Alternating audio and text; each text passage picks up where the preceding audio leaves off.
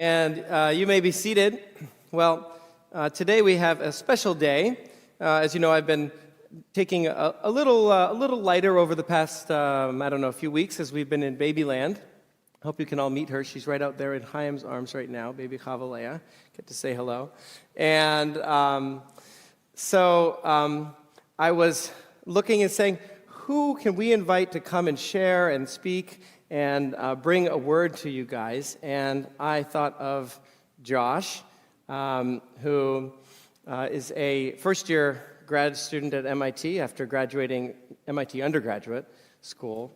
And Josh grew up in Ruach Israel in New York and with Rabbi David Rosenberg, right? And what are you asking? This going down. Okay. Chaim's making all these signals to me, and I didn't know what it was. Josh first started coming some years ago during his MIT years, and just has kind of gradually grown to become a part of the family, a part of our Ruach Israel family, even a part of our extended family here. And it's just been a real important part of our Ruach Israel community. He, along with Abby, have been running the youth for, at least over a year, probably, running the young adult community that we have. And also, Josh was a camp counselor at Orlador this past summer. So you heard from him a few weeks ago about his camp experience. But without any further ado, let me just invite you to come up and share Josh with us this morning. Yeah, let's welcome Josh. Sure. Wow. Thank you, Robert Nathan, for that warm welcome to the podium. All right, well, Shabbat Shalom. Shabbat Shalom. I'm very excited. So one of my favorite, I was thinking about what I was going to say today, and one of my favorite scenes in all of Scripture is Yeshua coming to synagogue. And this is in Luke 4. So before we read it, just imagine with me, right? So we're all at synagogue today. Some of us are here in person or virtually, and you're coming in, and it's the morning, you're Shabbat Shalom, and you're shaking everyone's hand, and all of a sudden you look, and you're in Nazareth in the first century, and you see your old friend, Yeshua. And you haven't seen him in a while. It's been like 40 days or so, a little more, and you go, wow, Yeshua, you look so thin. You look like you haven't eaten in 40 days. Here, why don't you come talk to our Gabbai Connie? We'll get you set up. Well, how would you like to read today, actually? It'll be a special guest up to the bima. And so he accepts. He said the lectionary leads Yeshua right to the front row. And imagine he's sitting right here. Throughout the entire service, you can sit right in the front. You can be our Yeshua for today. And they're singing, and they're doing all these songs, and they get to the Torah service, and Yeshua's just sitting there, about to rock his city and blow them away, revealing to them and to us something very, very profound. And so they open the scrolls, they get to that point in the service, and that's where we pick up in Luke chapter 4, starting at verse 17. So the Gabbai gives Yeshua the scroll of the prophet Isaiah.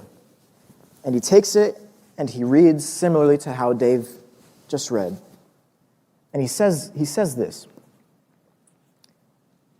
"The Spirit of Adonai is upon me, because he has anointed me to announce good news to the poor.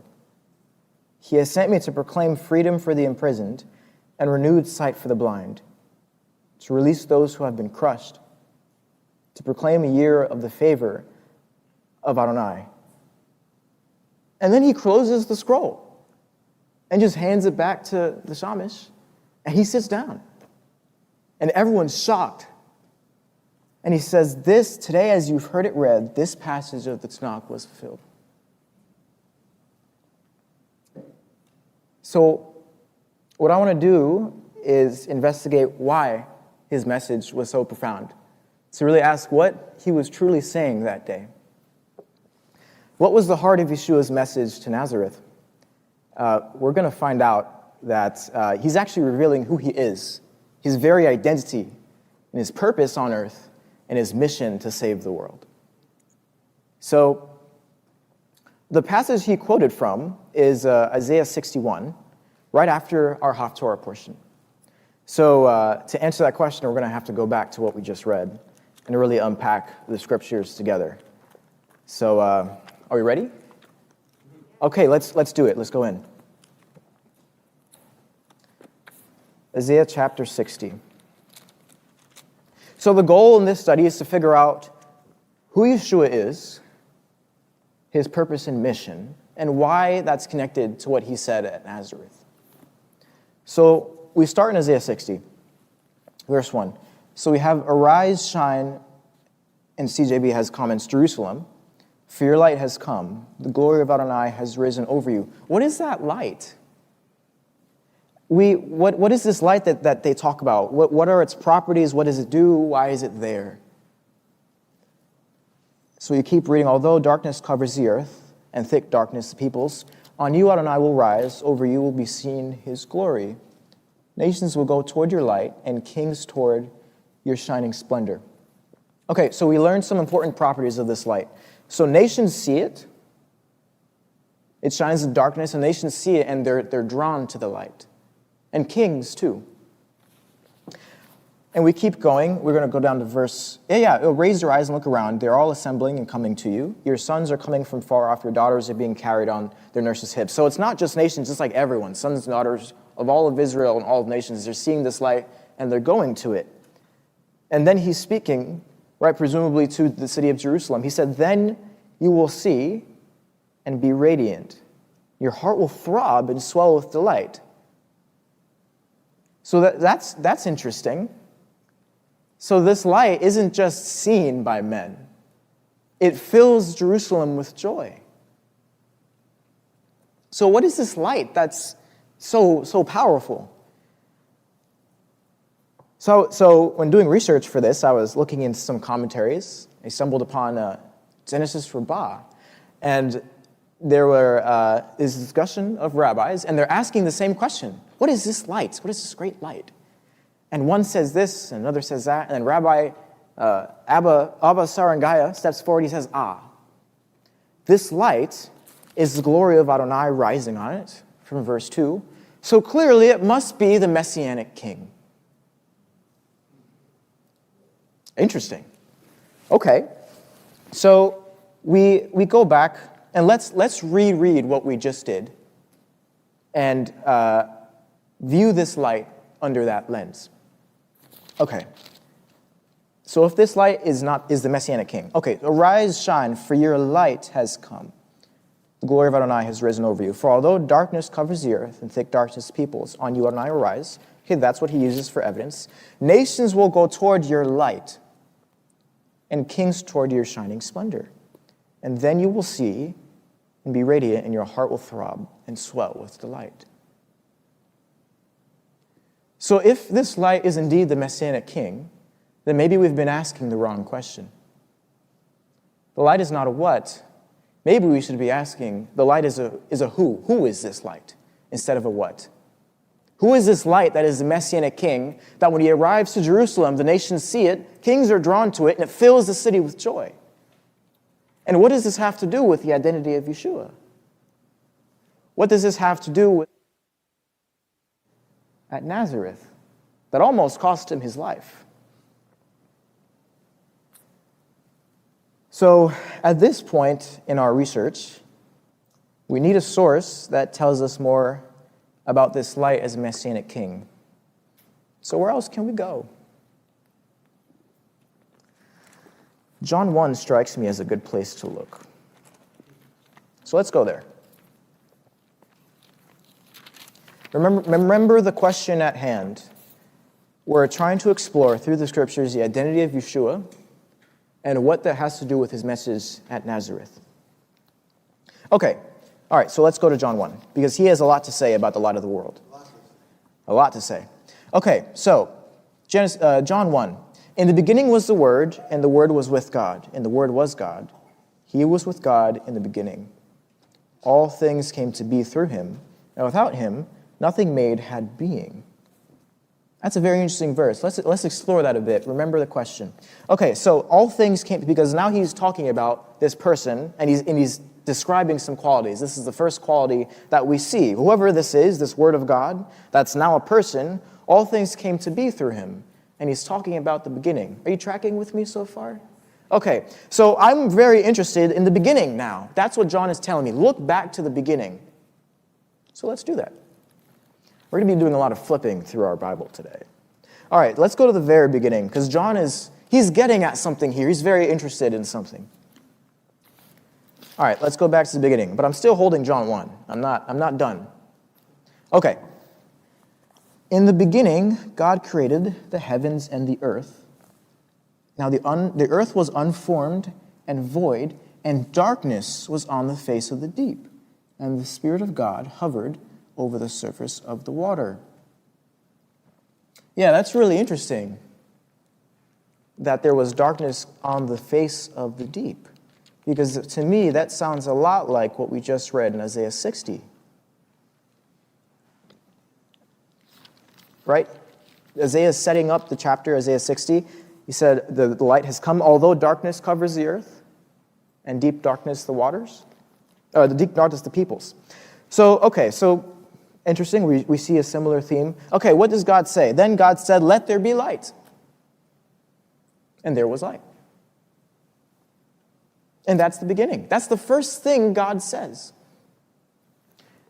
And according to John, all things came to be through him. So the first thing that came to be through this person John is describing is light itself. And it's a light that pierces the darkness hovering on the surface of the waters. And John, we're kind of putting this together, but John already says that for us in verse 4. He leads into it. He says, in him was life, and the life was the light of mankind. So let's put this together. So the very first thing there was light. Light came through him. It was within him, and it shone in the darkness. He's getting at something here. He's this painting. Rabbi David Rosenberg would always say, God's painting this prophetic picture of who Yeshua is. Yeah, let's just keep going. I mean, we're only at verse 5 in John. Let's keep going. That was verse 4. Verse 5 is the light shines in the darkness, and the darkness has not suppressed it. All right, so let's look at the parallels. So the light shines in the darkness. That was Genesis 1:2. Isaiah 62, darkness was covering the earth. Okay, so verse 6, there was a man sent from God whose name was John. This is a different John. This is the one who immersed Yeshua. And then John is the emissary, the one who Yeshua loved. 2 Johns in here. Okay, technical note. He came to be a testimony to bear witness concerning the light, so that through him everyone might put his trust in God and be faithful to him. He himself was not that light. No, he came to bear witness concerning the light. So this John, immerser, is preaching about the light as if it's a person. So John's reinforcing this with the other John's testimony. Okay, so by verse 8, we have these ideas from Isaiah, from Genesis, that Rabbi Abba connected on from this Midrash. And by this point, John's clear. This figure is the light. He's not just the one who created light. He doesn't just have light in him. He himself is the light. Just as Rabbi Sarangai had nailed on the head, that this light must be the Messianic King. And we end our exploration with John 1 with verse 9. This was the true light, which gives light to everyone entering the world. That's fascinating, because now John, for a second time, has quoted Isaiah 60. He set up the beginning with saying there was darkness on the earth, and Isaiah is going back to Genesis, so John's quoting Isaiah, quoting Genesis. You see that? And then he says, and there was darkness on the earth, on the waters, and on all the nations of the earth. And then God spoke, and he said, let there be light. And he said, arise and shine. And he said, I'm here. Do you see the theme? So what does verse 9 have to do with it? This gives light to everyone entering the world. Let's look at Isaiah 60. Right after verse 2 comes verse 3. Nations will go toward that light, and kings toward your shining splendor. Okay. So, we've rediscovered, actually, the identity of Yeshua. We've rederived, so to speak, that Yeshua is the light of the world. He's the one that came in and pierces the darkness. He's the one who says, let there be light, and he's actually the one who comes. He is the light. And this light gives light to the whole earth. In Genesis, it gives light to all the nations of the earth. That's very interesting, and John gets at that. And that's what we glean from going back to this Haftorah portion. So that's it. That's the identity of Yeshua, the light of the world. He himself says this in John, later in John 10. So we kind of just reinvented the wheel. Like we discovered the wheel. We were like, oh man, this is great. Yeshua's like, yeah, that's exactly who I am. But what does that have to do with his message at Nazareth? Because that's the question we're really trying to answer. So, to answer that second part, I think we have to go back to what he actually preached. So, we just picked up from Isaiah 60. He preaches from the following chapter, Isaiah 61. Is this making sense so far about where we're about to go? Okay, so let's go back to Isaiah 61 to what he actually quoted from with this new information about who Yeshua is. We'll see if anything jumps out at us. All right, Isaiah 61. The Spirit of Adonai Elohim is upon me, because Adonai has anointed me to announce good news to the poor. He has sent me to heal the brokenhearted, to proclaim freedom to the captives, to let out into light those bound in the dark. I don't know about you, but when the first time I read this, I was like, oh my God. Oh my God, he's saying it. He's doing it.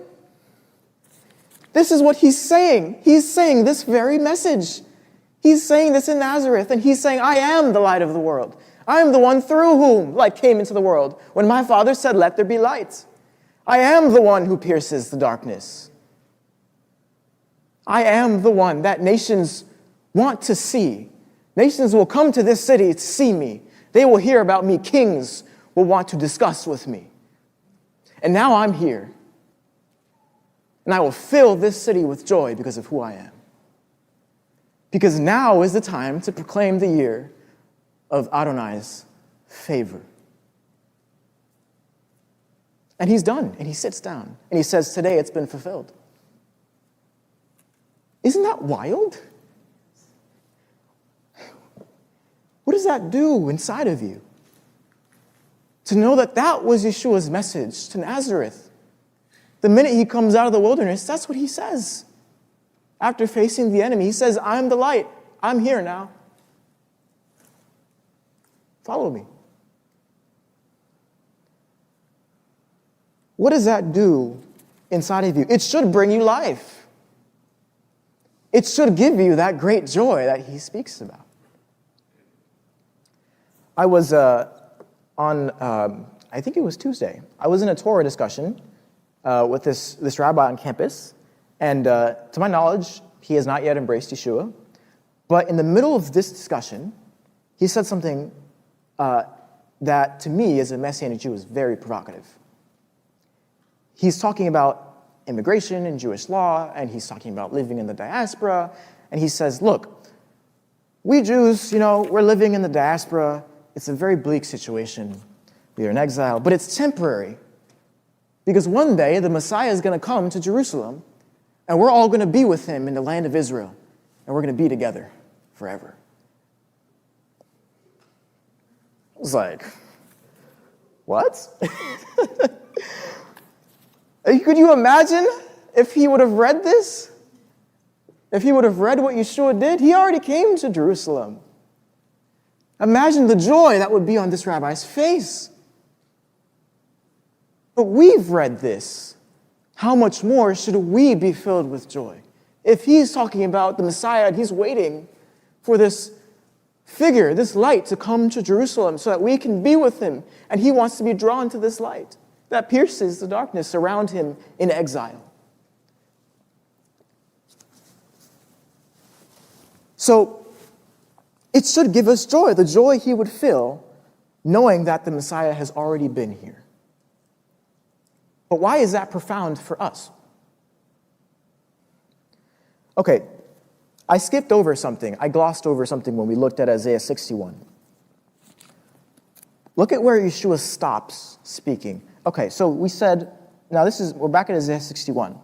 Verse 2 is when he stops. He said, to proclaim the year of the favor of Adonai, but that's not the end of the phrase. The end of the phrase is, and the day of vengeance of our God. Period. Maybe that's why they were so shocked. It's like he was speaking and all of a sudden and he goes, sits down. You didn't finish the reading, Yeshua. He's like, exactly. Look back right before Isaiah 61. In the end of Isaiah 60, starting at verse 19. Is this tracking so far? Okay. No more will the sun be your light by day, nor will moonlight shine on you. Instead, Adonai will be your light forever, and your God your glory. No longer will your sun go down, your moon will no longer wane, for Adonai will be your light forever. Your days of mourning will end. That's very interesting. What does that sound like to you? That sounds to me like the very end, actually, not the beginning. Let's go there.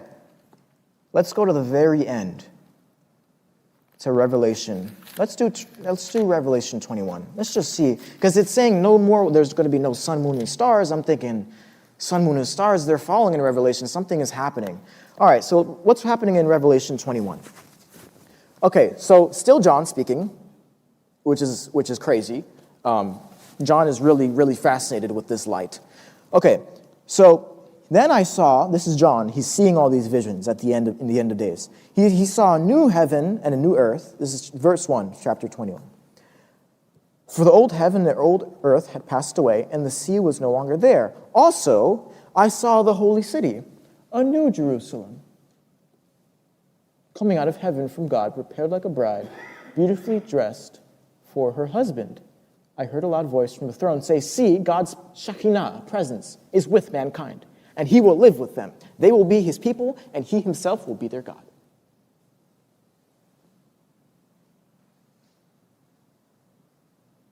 That's Yeshua's message. He says, I'm the light of the world, and I'm coming to Jerusalem.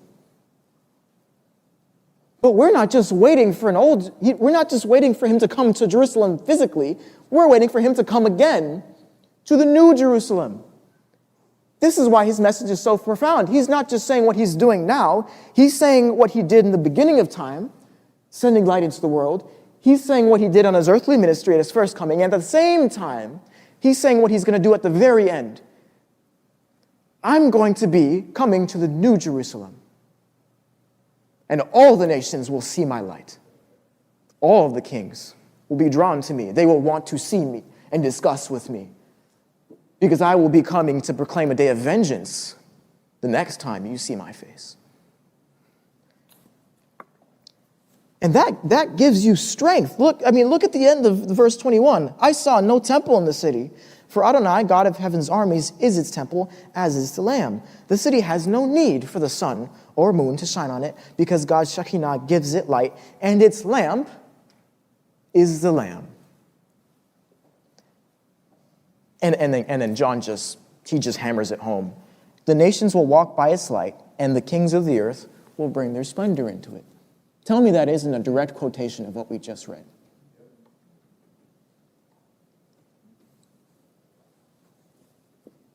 Yeshua is brilliant.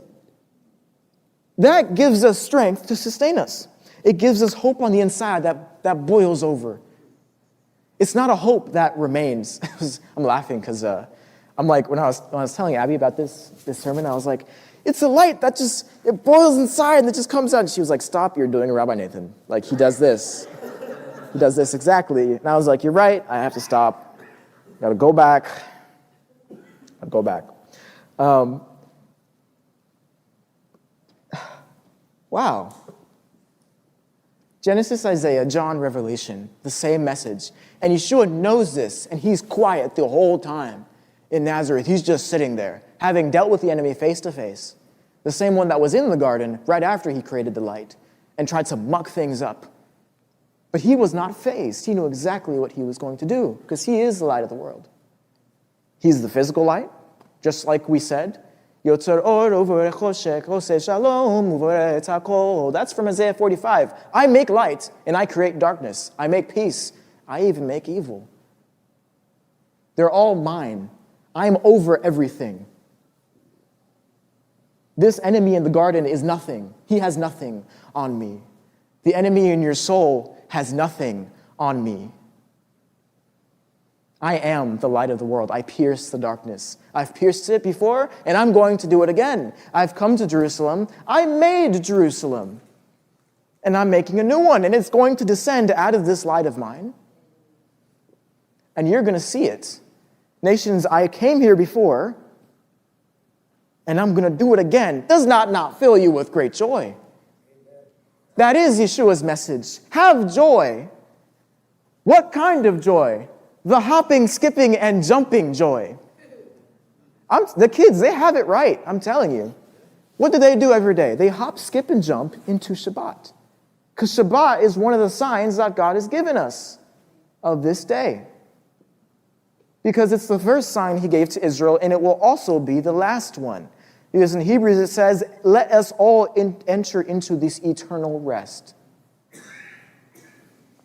This hope was never meant to remain on the inside.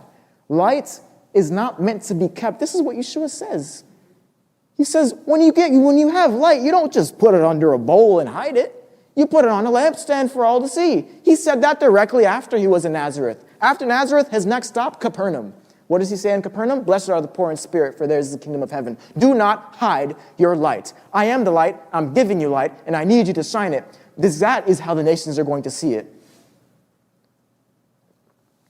All right, when you're doing engineering research, one thing you're very interested in is the mechanics of how something is going to happen. Because you can speak very theoretically, but eventually you need a product, right? So how exactly are the nations going to see his light and the king's his shining splendor? Yeshua fills it in for us on his next stop in his journey. In Nazareth, he says, this is what's going to happen. I'm the light of the world, and the nations are going to see me. And in Capernaum, he says how that's going to happen. He says, I'm going to give it to you. You are the light of the world. I'm the lamp that radiates God's Shekhinah, and I'm going to make you lamps of mine. And you will go out into the nations. That's actually what that rabbi said on Tuesday. He said, the reason we're in the diaspora is not just because we're in exile, but because we're supposed to be here sharing about the Lord with the nations. That just blew me away. I was like, there's no way he just said that. Has he read the book of Acts? There's no way. So do you remember, I came up a couple weeks ago talking about camp and about this new sign of this light that I was taking upon myself, that I started to wear my kippah everywhere I went. Remember I said it was terrifying. Yeah, no, not anymore. Yeah, I'm used to it now, but I wear it with great joy. I actually walk around, I'm like, yes, I have my kippah on. Because it's a sign to everyone that in Yeshua, my Jewish life is restored. The story of my family is that we were Jews for generations. We weren't just Jews, we were Levites. We weren't just Jews who were Levites, we were actually making a ruckus where we were. When my family arrived to Latin America, the first thing they did was start an uprising against Spain. Matthias Bergman, you can look it up. He was a Jew whose family was from Curaçao, who was very disappointed that Spain was colonizing Puerto Rico.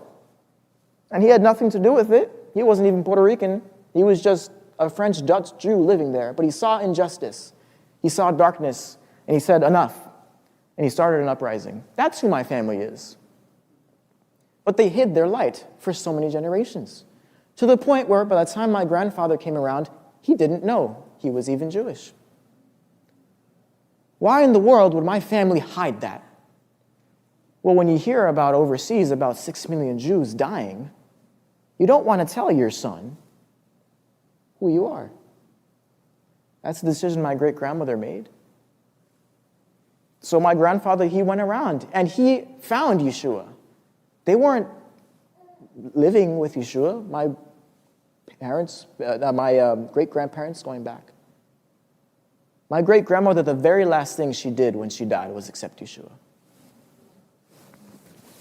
Isn't that awesome? She knew who she was. She was a Jew. And the last thing, my grandfather went up to her, not even knowing they were both Jewish. He found out after she died. Someone else came up to him and said, "Did you know your mother was Jewish?" He was like, "No. That means I'm Jewish. I'm Jewish, and I believe in Yeshua, and that's how we're here." She eventually found the light in the mountains in Puerto Rico, being a secret converso for years. This is why I am so excited to live my life outwardly. What is it that Ruach Israel tries to do with Jewish life? It's a sign of the joy of Yeshua. That's what it's been for me. To have my kippah on my head and say to my Jewish friends, my Jewish identity is rooted in Yeshua. And to go to my non-Jewish Christian friends, my faith in Yeshua is the root of my Jewish identity. Because for him, it's one and the same. And that's what it means for us. What should you do as a result of Yeshua's message in Nazareth?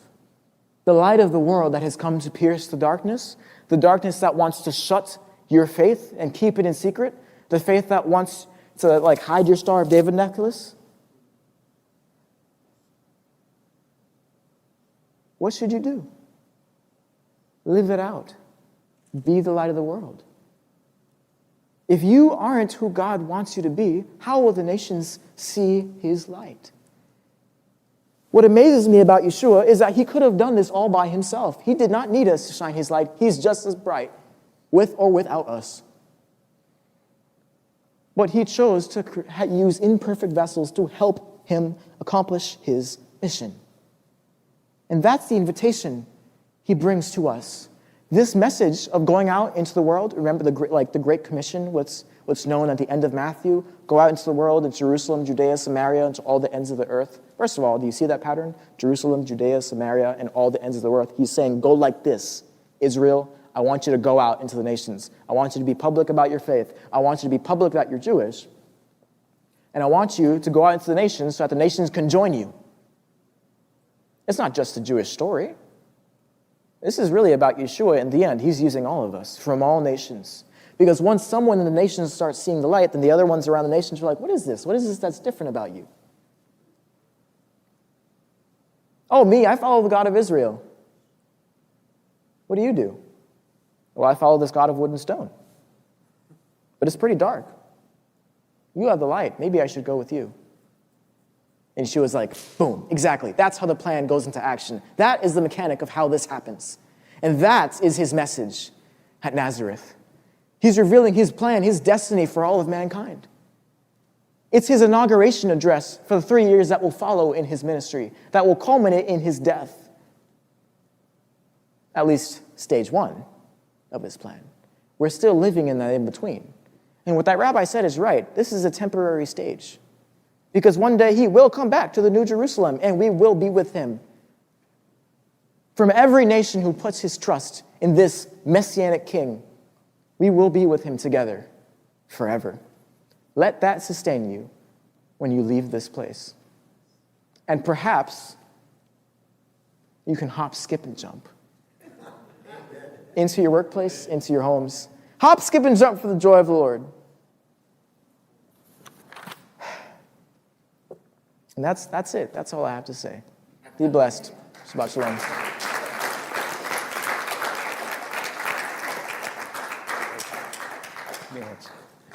Thanks. Good. Wonderful. A good word, a profound word, an ennobling charge. Thank you. Thank you for sharing with us today. Good stuff, yes? Yeah. Okay. Oh, wonderful. Aviva, why don't you come forward, and we're going to close our service with the Aleinu, where we proclaim these great truths to be coming and to be a reality even now. So let us pray on page 93? 94. Yeah. One day I'll get that right. 94.